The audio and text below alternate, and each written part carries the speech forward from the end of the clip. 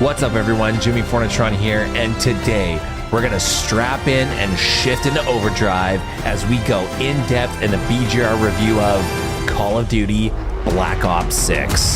So let's get into it. How I played. I played Black Ops 6 via Xbox Game Pass PC on my R7 1700 X3D RTX 3080 gaming PC.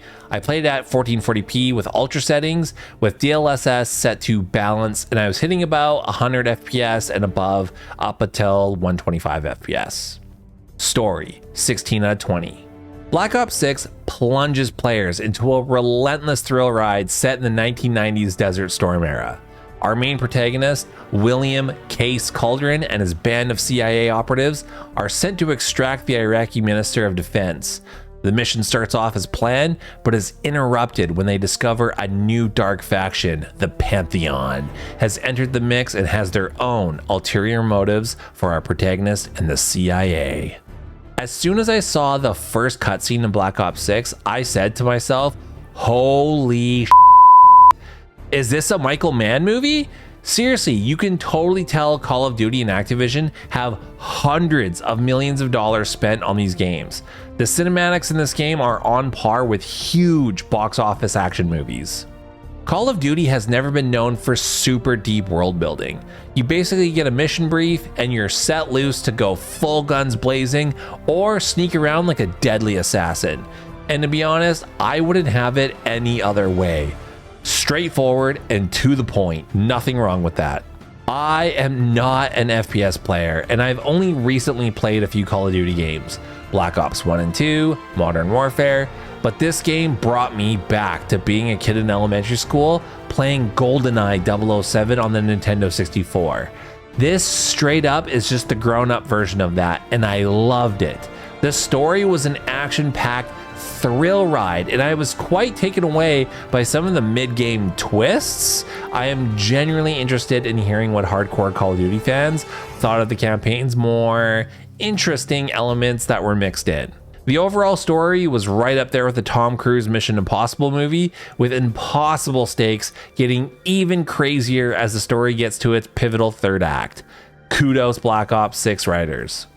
Graphics, 14 out of 15. I was one of the people who thought Alan Wake 2 had the industry's best character models until I played Black Ops 6. All of the character models have insane detail and look incredibly lifelike. They perfectly encapsulate the actors playing the characters in the game. From Iraq to downtown Washington, all of the environments have jaw-dropping amounts of detail in them. I was shocked to find out that there isn't any ray tracing in Black Ops 6. This was pointed out by Digital Foundry's Alex Battaglia via X.com. For an FPS game, I still had many wow moments looking at my surrounding environments, which I had plenty of time to do while I was caught running out of ammo and running away trying to reload my weapon. Shout out to my fellow spray and prayers. Everything looks great, from gunfire muzzle flare to grenades exploding and electricity traps. It all looks top tier in Black Ops 6. Audio, 13 out of 15.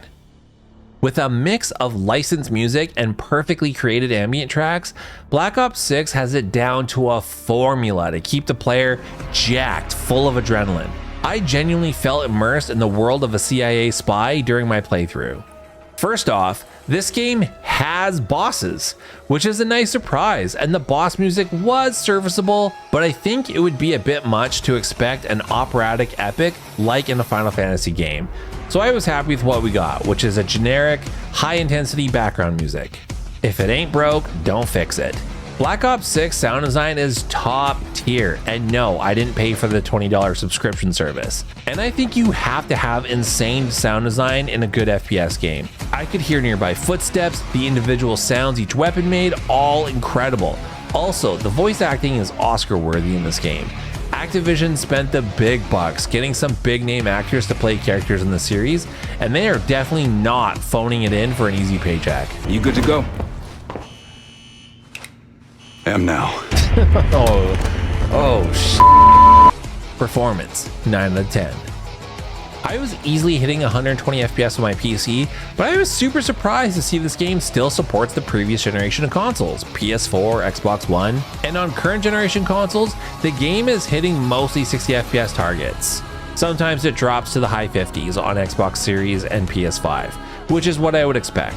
And the Series X and PS5 even have 120 FPS modes, which I think is great for Activision and Raven to do for the players that prioritize FPS over graphical fidelity, as you do have to take some graphical hits to achieve that frame rate.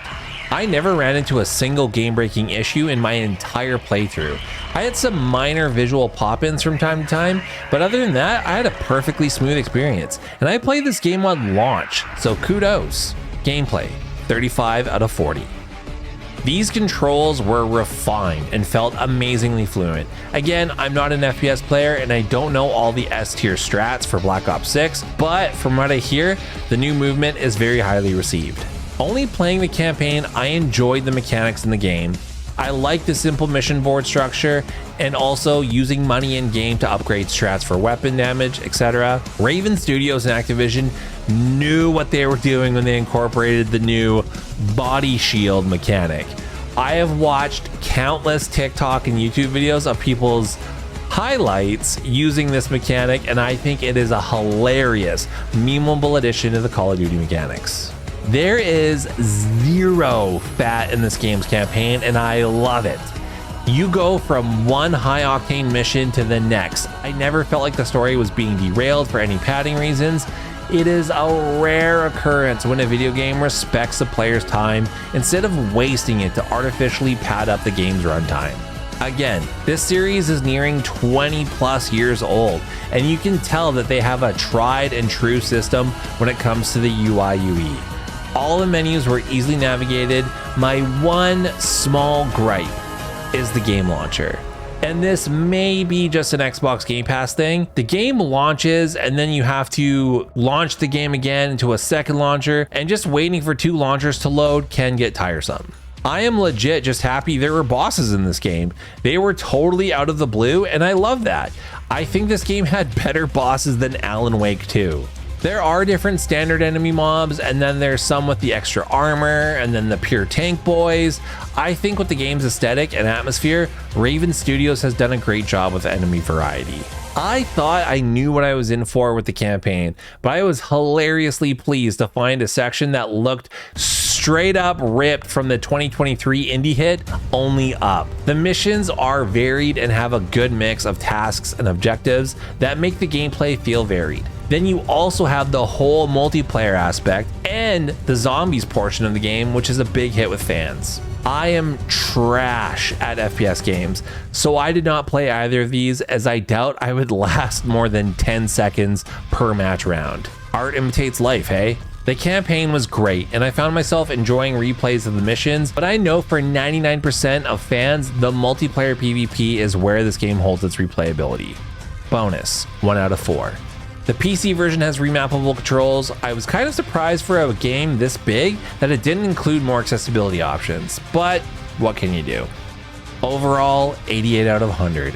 Great. Call of Duty Black Ops 6 is full-on testosterone replacement therapy in a game. Balls to the wall, full throttle, Dominic Toretto in a can, peak action cinema. I had a wicked good time playing this campaign.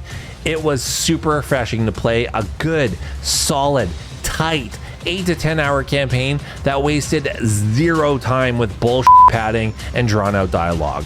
If you are low on creatine and need a good pump before you hit the gym, then definitely check out this game.